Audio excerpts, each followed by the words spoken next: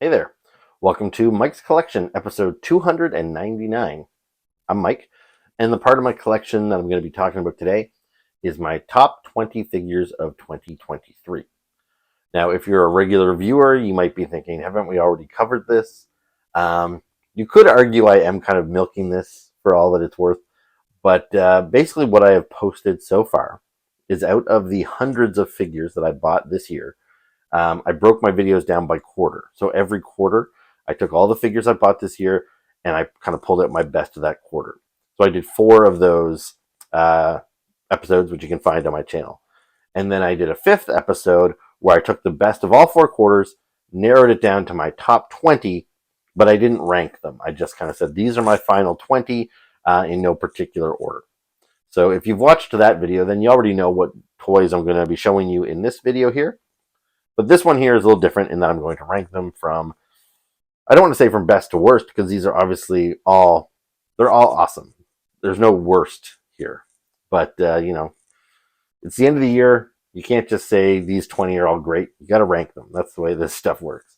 I've been watching a ton of best of the year videos on YouTube lately. It's always really interesting to see what everybody else kind of gravitates towards. But as much as I'm milking this, you could say a lot of the other channels are as well, because I'm seeing a lot of people post, their best Marvel Legends of 2023, their best G.I. Joe Classified of 2023, their best Transformers of 2023. I just took all of my action figures and I put them all together. So yeah, this is just a mix of everything I've been buying. So yeah, all my videos are historically rather long, and so I bet a lot of people, if they see them pop up in the recommendations, they see an hour long and they just move on. So what I'm hoping to do here, now that I've got all the legwork out of the way in my prior videos, is this one here is just going to be quick and concise, and we're going to just go right through all 20 of these figures. So yeah, let's do that right now. We're going to start with number 20. So at number 20, I've got the G.I. Joe Classified figure Mutt and his dog Junkyard. Now this is a really great figure. Maybe it would have ranked higher if I got him earlier in the year. But I literally got this guy like the week of Christmas. I opened him up Christmas morning. And so I've only had about a week to enjoy this figure. And even that's been pretty limited because I got a lot of figures for Christmas. And I've had a lot of kind of family functions and parties to go to. So I haven't really got to spend much time other than opening them up, taking a quick look at them. So yeah, he made an impression on me in the short amount of time I've had with him. I've always liked Mutt. I had the original Mutt action figure when I was a kid. He also came with a dog, Junkyard. He has always come with Junkyard.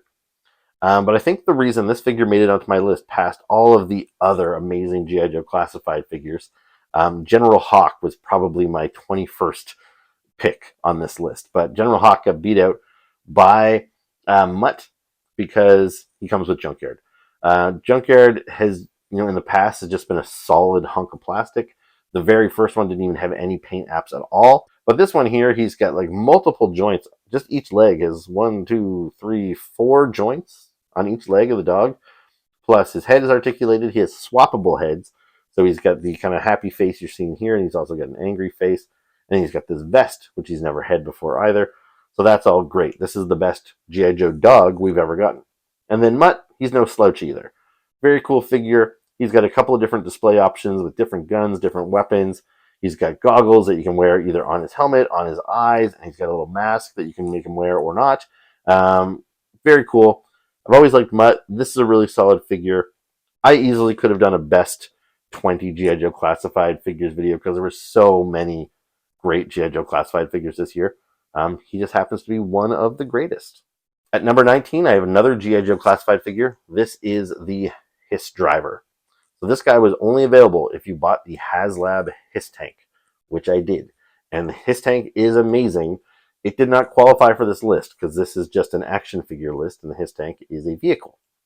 However, whenever I get an action figure that comes packaged with a vehicle, such as a Televiper with a Trouble Bubble or a Serpentor with his chariot, I always kind of factor that in the same way Mutt got extra credit for getting Junkyard. So I've always loved the Hiss Driver ever since I got the original one back in 1983. Even though he's just kind of a nameless Cobra Trooper, I've always just loved the design. The bright red was so different from all the other like blue Cobra characters we had at that time. He was just visually striking. And yeah, he still looks great now. I was excited to get him in this format, and there was a chance he could have maybe not made this list. Um, but he comes with the Hiss Tank. So if I give him any credit for the Hiss Tank being his accessory, not to mention the 3 other action figures that came in the same box with him, like that definitely elevates this guy. And so there was no way I couldn't include him on my list. I think he's great. He did have a couple of weapons. He had some swappable hands. And he's just very true to the original design. So I like this guy a lot. At number 18, we've got our first Marvel Legend. This is another figure that I just got for Christmas, so I haven't had a whole lot of time with it, but this is Drax the Destroyer in his kind of classic 80s, 90s comic book look. So, yeah, back when Drax was appearing regularly in the Cosmic Marvel comic books that I was collecting, such as Silver Surfer or like Thanos Quest and the Infinity Gauntlet and all that stuff, I didn't really like him very much because he was just a big, dumb brute. And he was often, just busting through walls and messing things up. And, Silver Surfer and Warlock would be trying to hatch an intelligent plan, and then this big dummy would come wreck it. And I just didn't really care for him all that much. I did come to really like Drax when he got smarter and kind of changed his look up later in the comic books in like the 2000s. And that's the look everybody knows him to have in the movies and stuff. And I think Batista is great at playing him in the movies. But yeah, when I saw this figure, I did not expect to like it as much as I do. It's not perfect. Like, it does look like it came right off of the comic book page, but I think it could have benefited from a bit of a wash on the plastic to bring out some of the detail. For example, you'll notice his boots and his pants are the exact same shade of purple. They're just cast in that purple plastic, so there's no paint apps. I feel like even if they had just painted the boots purple, just so there was a slightly different shade, it would add a little bit of realism. And yeah, the gold feels a little flat. I think a little bit of a wash on there would have brought out the skull and bone detail on there a little bit better. But I couldn't deny this face sculpt. The sculpting on this guy, and it does have a wash. So he's cast in like a green, but there's a darker green shade that that brings out those details, and you can really see the scowl and all those little lines in his face. He just looks incredible. Now, maybe it's a bit of newness bias because I'm not super keen on this character, or at least this version of him. So if I had this guy for 6 months, maybe I would have gotten over the impressive facial details and stuff. But because he's brand new to me, when I had all my figures from the fourth quarter out on my desk and I was whittling it down, I just couldn't bring myself to eliminate this guy because I was just so drawn to him. Very, very cool figure. At number 17, I've got another G.I. Joe Classified figure. This is Torpedo, the G.I. Joe Frogman. He's got great accessories with his flippers and his harpoon gun. He's got a little scuba mask that is removable. So right now I've got it kind of just hovering there, with that fits snugly over his face. This is just a great character. I was a big fan of the original toy in the 80s, even though my brother Doug owned it when we were kids. And if you watched any of my prior videos, quite a few characters got eliminated, such as Rock and Roll and Outback. They were really great figures, but I don't have that same attachment to them as I do characters that I owned as a kid, because I never physically played with Rock and Roll and Outback as a kid. And Torpedo could have fell into that same trap. I didn't own him. I didn't really get to play with him, but I think he's just so unique. And at least at this point, they could go on to make Wetsuit and Depth Charge and some of the other Cobra or G.I. Joe divers. But at this point, when we got him, it was something brand new. He looks great. I love the facial sculpt on him, which we didn't get on the original Torpedo. You couldn't see his face. So yeah, it's just fantastic. I love him a lot. He probably would have ranked higher on the list, except for the fact that he is kind of environmental specific. So even though I don't play with my toys, in my head when I'm ranking these guys, I'm always kind of thinking, like, what if I was playing with these toys? And this guy, he's really only good for underwater battles.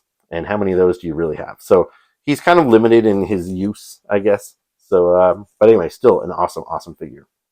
So at number 16, I've got another Cosmic Marvel Legend in Terax. Now this guy, he is just a really big, cool figure with a big, giant axe. And this guy has held on since the beginning of the year.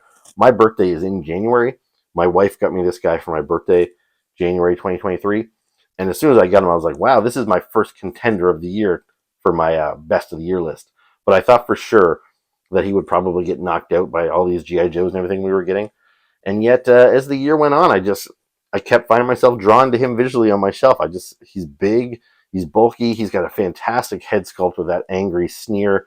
I love it. And Terax is a character that I'm just a fan of, and I love populating my Cosmic Marvel kind of area on my shelf here. So just very, very cool. Love it.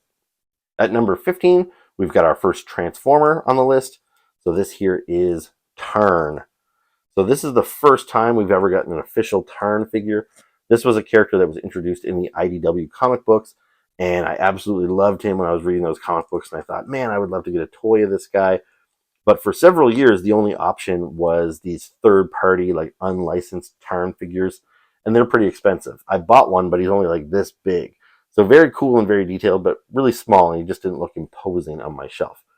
This is an official Hasbro release. Turn is finally the size that I feel he should be. He's, the same size as like Megatron and some of those bigger, bulkier Decepticons. He's got those really wide shoulders with those like triple treads on there. He's got the Decepticon logo for his face, which I love. Just a very, very cool figure. Super stoked to get this guy. And we actually got 2 versions of him this year. So a character I've wanted for years, and then I had 2 options. There was a Super 7 version as well. I didn't get that one. I wanted to. I'm hopefully going to get it maybe this year if I find it at a bit of a discount. It's just those figures are very pricey. And I was already so pleased with this one, it diminished my need to get that Super 7 one. However, the reason why he doesn't maybe rank a bit higher is that I find he's a little lanky. Like I find his legs are a little too long, and it kind of takes away from his big, beefy, menacing, vibe from the comic books. So the top half of them still looks big and menacing, but I feel like he's just maybe a bit too tall. And then also the Super 7 version, his Decepticon mask comes off to reveal the face underneath. And even the little teeny third-party one I've had for years, his little mask comes off and you can see his face. I don't know why Hasbro didn't give us a removable mask option, so that's kind of a bummer. But otherwise, it's a really solid figure, and I'm really happy to have Turn in my collection. At number 14, this is something kind of different for me, but this is Chun Lee from Jada Toys Street Fighter figures. And yeah, I just think she's great. I'm not a big gamer. I'm not a big Street Fighter guy, but I did play it a lot when I was like a teenager. Chun Lee was probably my favorite character from the original version. I believe Cammy was added later into the secondary version, like maybe Street Fighter 2 Alpha or whatever it was. And I came to like Cammy more later. But prior to that, I really liked Chun Lee. She's a great character. This figure captures her likeness great. She's just the right amount of thickness. She's pretty with the face sculpt. She's very articulated. She can get, these crazy kicks going. And, she's got these, it's not soft good, but it's really pliable, soft plastic there. So that doesn't hinder her articulation in any way. She had some cool accessories in that she has fists, but she also had like karate chop hands. And then she's got her regular face here, but she also had a yelling face. And then she had some kind of kick effects to recapture when she does her like triple kick in the game. You can kind of recreate that with plastic effects. Very, very cool. I'm really impressed with this. And because I like this so much, I will probably buy more of Jada's Street Fighter figures that I wouldn't have thought I would have collected this line. But I'm really considering trying to track down Ryu and Ken and stuff now because, yeah, this is just such a good figure. At number 13, I've got another Marvel Legends figure. This here is the Destroyer from Thor. And this guy just looks awesome. When after I posted my last video where I whittled it down to my top 20, my good buddy Chad, who also co-hosts on this channel with me sometimes, he's like, yeah, I understood all your choices except for Destroyer. He seems pretty bland. Why would you pick him over Hawk? And I was like, well, dude, next time you come over, you got to handle this figure because once you get him in your hand, you'll understand. He's big, he's heavy, he's bulky. He is simple, but that's true to the design of the character. And he's got this really great kind of like wash to bring out the detail. So all of those little segments in the armor, all these little spikes, they stand out really nicely. His head sculpt is great. He stands really tall compared to like a typical, like say, 6-inch Marvel Legend figure. So he's got that size. He's just really imposing. He doesn't even need to be posed to look imposing. He's just standing there. Like he looks scary. And just super, super cool. I was just really excited to get this guy. And he's another figure that ever since I got him, earlier this year. I just can't stop looking at him and just being in awe of how cool this figure is. So that's the Destroyer. Now in the number 12 spot, I have another figure that I just got for Christmas. So I haven't had a lot of time with this figure, but this is Invisible Tigra from Super 7's Thundercats Ultimates line. And I know he might not look like much, but hopefully in the split screen you can see some of the detail in this guy. But this is the character of Tigra, a figure that I wanted when they released the original version, but then when they released it, I thought they'd screwed up the paint job and I didn't really like it, so I passed on the original version. But this character has the ability to turn invisible. So when they did a secondary version of this guy, they did this totally clear translucent one. He's cast in all translucent plastic, very, very limited paint apps. He's got a little bit of white paint on the trim of his boots, on his Thundercats logo, and on his face. But yeah, this guy's just really cool. Like, I have lots of translucent figures in my collection, but nobody quite like this. It's just completely clear, this big and this bulky. He's really, really cool. For a character who can turn invisible, they could have maybe just done this completely translucent with no paint apps, and I think it might have fell a little flat.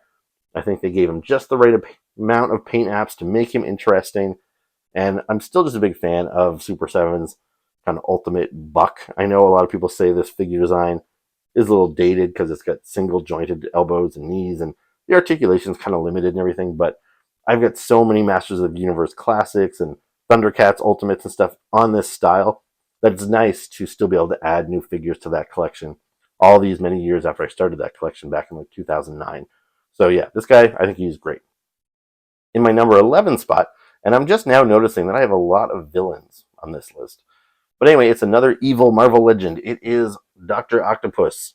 This guy was a Hasbro Pulse exclusive, and this guy is really cool. He's based on the 90s animated cartoon, and I think that's one of the best look Doc Ock has ever had. In the original comic books, he was always kind of frumpy. I never really cared for him.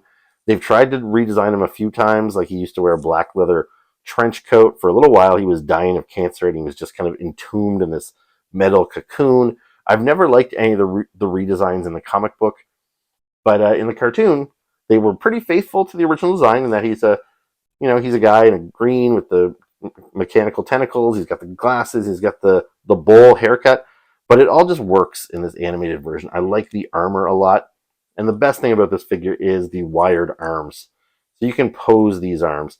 The previous versions of Dr. Octopus had pre-posed arms, so you couldn't really do anything with them.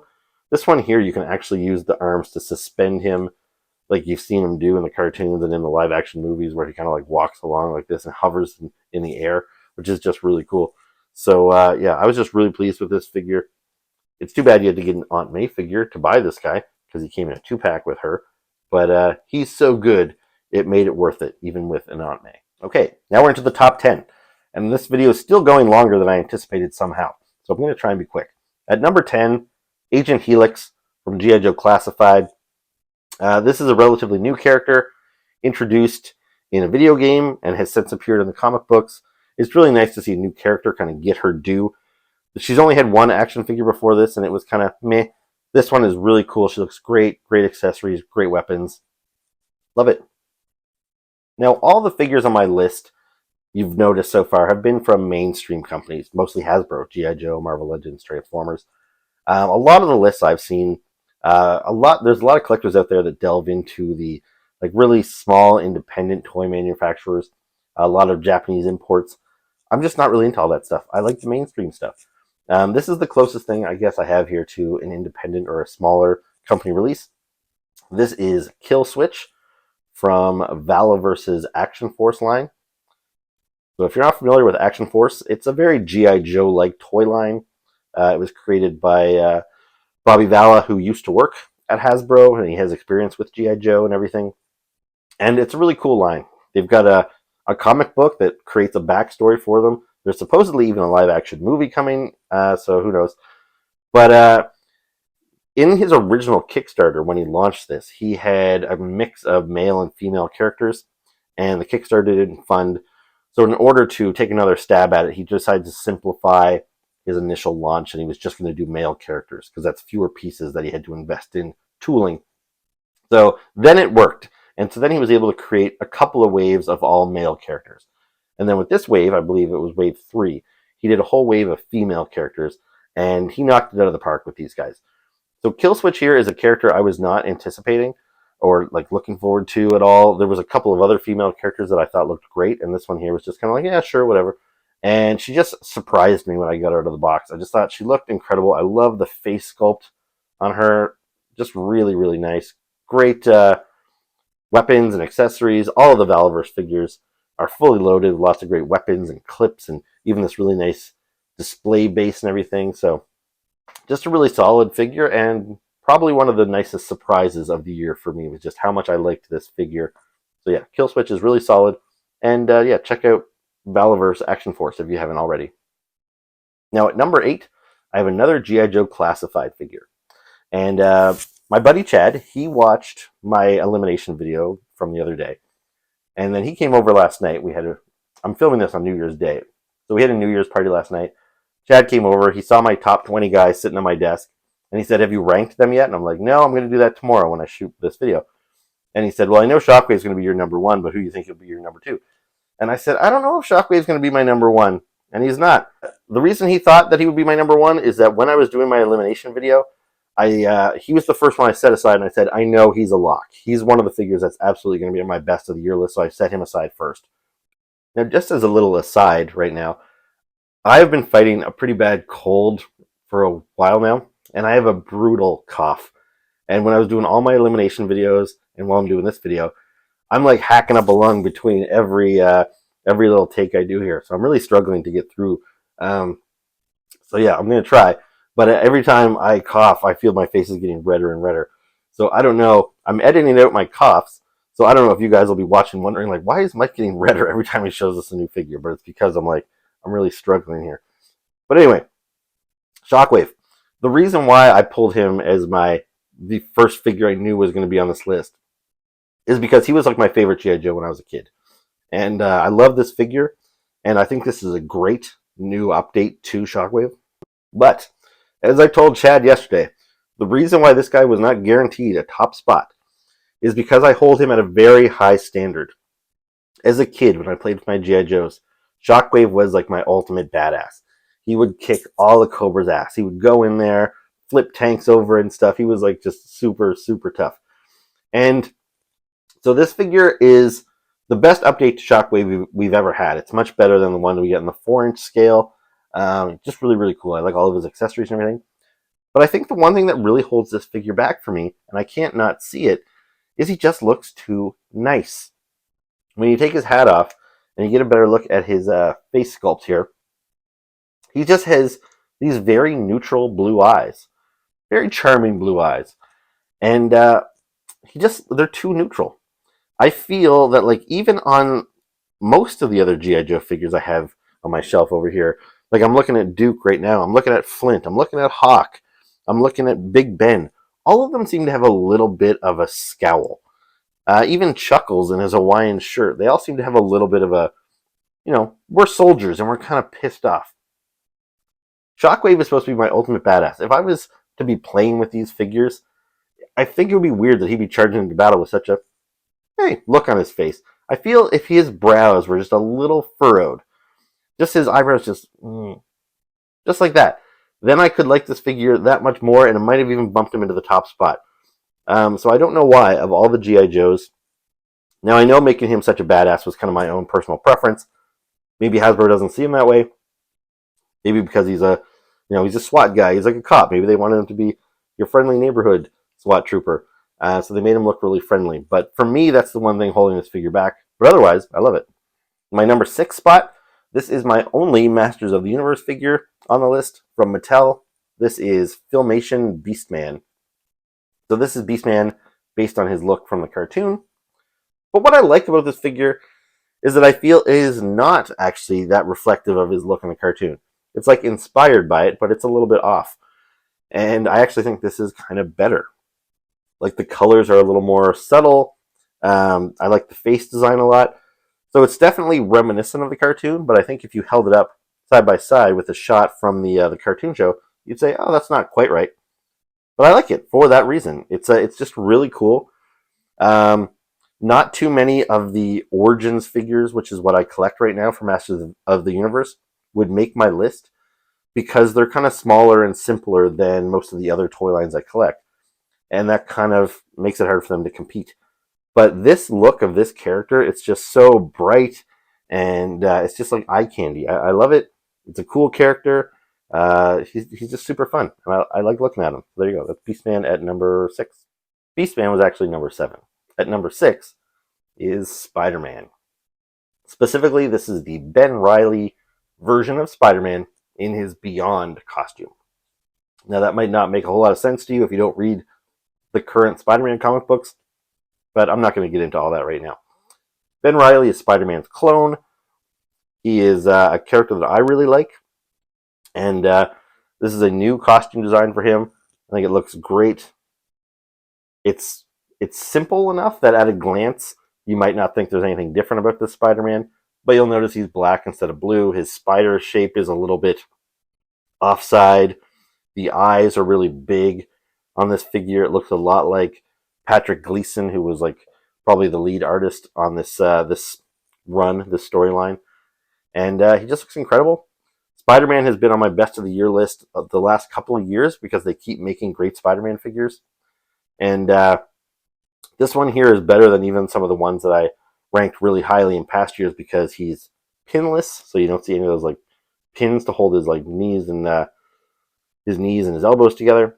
Plus, he's got the toe articulation that some of the previous versions didn't have in past years, so you can point his toes up or down or anything like that.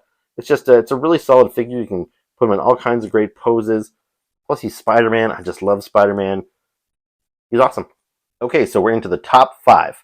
At my number 5 spot, this is my highest ranking G.I. Joe Classified figure, which is a surprise to me.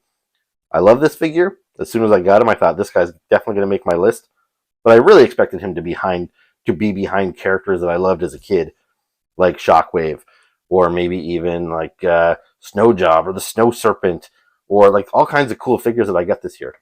And yet, because I didn't have this guy when I was a kid, this is the Range Viper, and he's got that skull mask with the weird brain helmet. And yeah, I always thought this guy was interesting. He came out like the year that I stopped collecting G.I. Joes as a kid. And but anyway, he's just super cool. The vintage one was a little weird looking because the skull mask, where the figure was only this big, there was less detail, and it almost made him look cute. This one is not cute. This one is scary. And yeah, he's awesome. What can I say? And when I had him and Shockwave next to each other to see who was going to go higher up in these rankings, I would see that problem with Shockwave, that he just looked too nice, and this guy does not. This guy, I can't find any flaws in him. He's got great weapons with his like hatchet. He's got a sai here. He's got a little pistol holstered on his leg here. He's got this cool backpack, and yeah, it's really just that head sculpt, the little bandana around his neck. Just an incredible figure. And apparently it's my favorite G.I. Joe of the year. So there you go. Range Viper at number 5. At number 4, this is a figure that I knew was going to be on my list as soon as I got it in hand. This is from NECA. This is Dracula. And the likeness to Bela Lugosi is just awesome. This figure's got this cloth cape that flows really well. I was going to say it stays on him very well as it falls off of him. But it just clips around his neck in a very non-invasive way. You know, there's no peg in his back or anything. It just, God damn it. Okay, so now I'm having a little trouble getting the cape to stay on, which I guess I haven't handled this figure a whole lot since I got him. But I don't think it ever fell off before. It was staying on there nice and snug. Anyway, it looks great.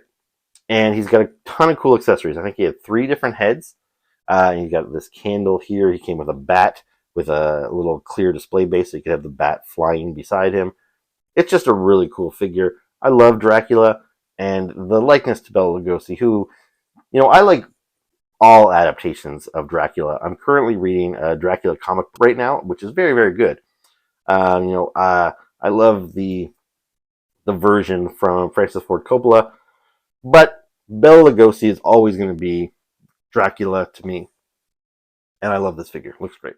Okay, this cough is killing me. I can see my eyes are even going red here now.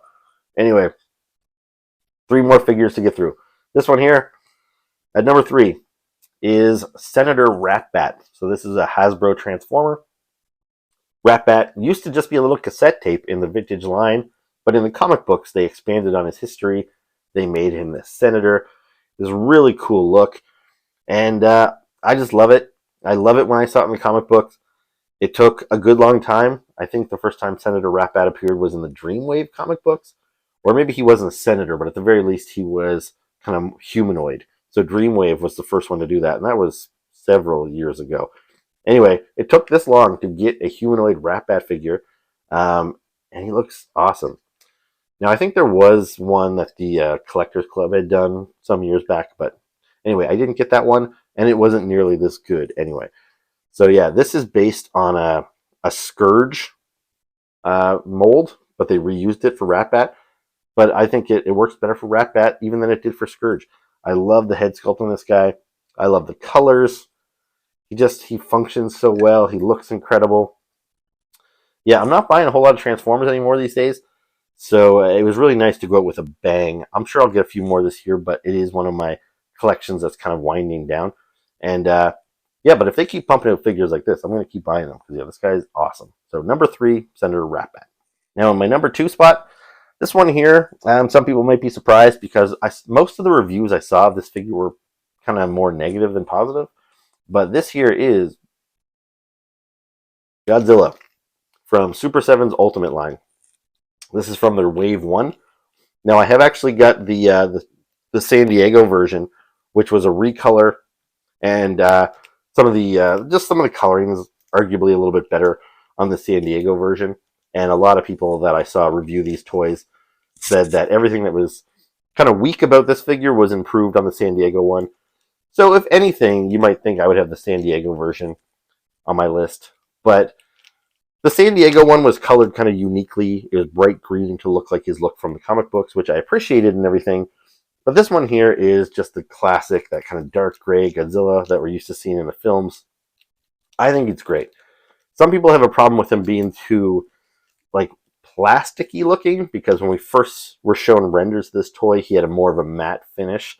So people really didn't like how kind of shiny he was and everything. That doesn't bother me at all. Other issues people had with maybe some of the paint wasn't quite as concise as it could have been. Like his teeth are a little janky if you get close up to them.